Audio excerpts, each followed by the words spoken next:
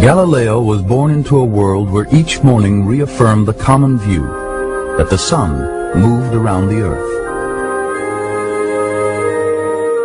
This belief was confirmed as the sun appeared to pass overhead each day. From ancient times, astronomers had tried to account for the observed motions of heavenly bodies by assuming that they were attached to transparent crystal spheres, rotating sphere within sphere. The Greek astronomer Ptolemy worked out the system in great detail to explain the motions of the sun, the moon, the stars, and the planets, all that could be seen with the naked eye.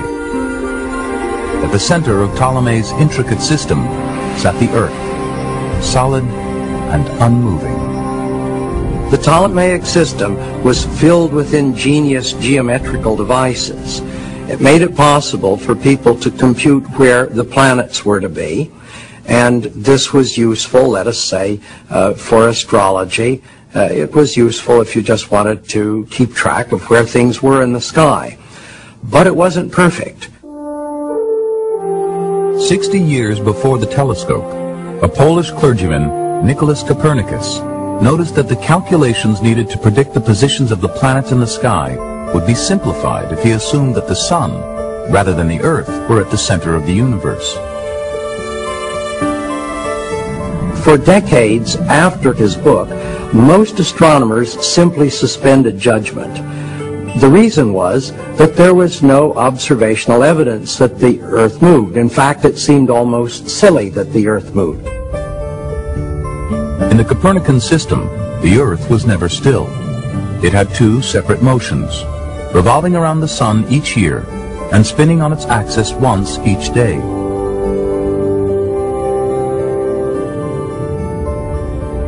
The thing that Copernicus suggested just made him really the laughing stock of Europe, because he was saying here is the Earth is actually whizzing round at a huge speed, about 700 or 800 miles an hour.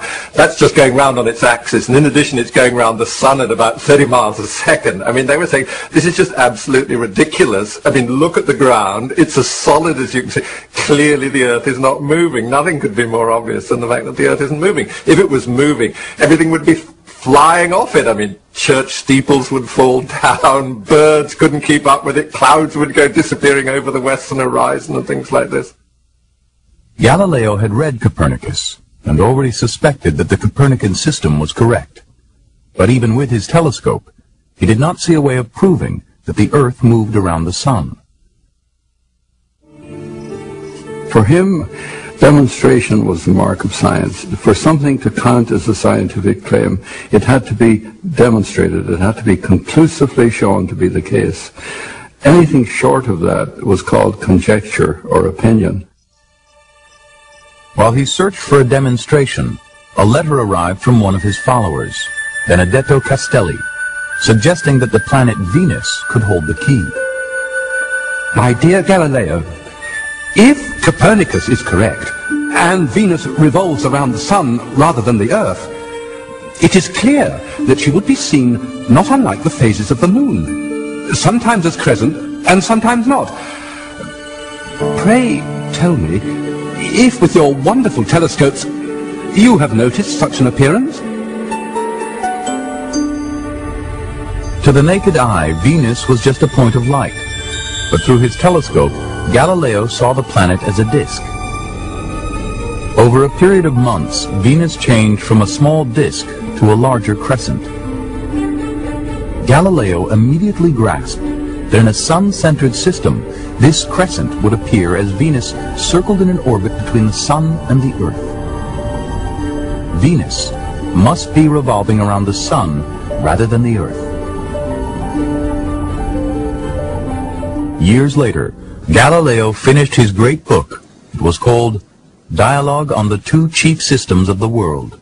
It is a debate about the world systems. Is the sun the center of the universe? Or is the Earth the center of the universe? I always think that his dialogue on the two great world systems was the persuasive book that made it intellectually respectable to believe in a moving world, a sun-centered universe. It was the book that won the war.